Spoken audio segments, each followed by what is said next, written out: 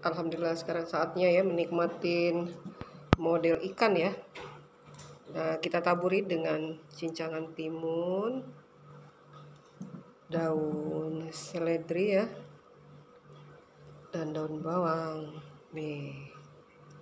Terus tabur sama bawang goreng. Jangan lupa nih kita peras air jeruknya. Segernya.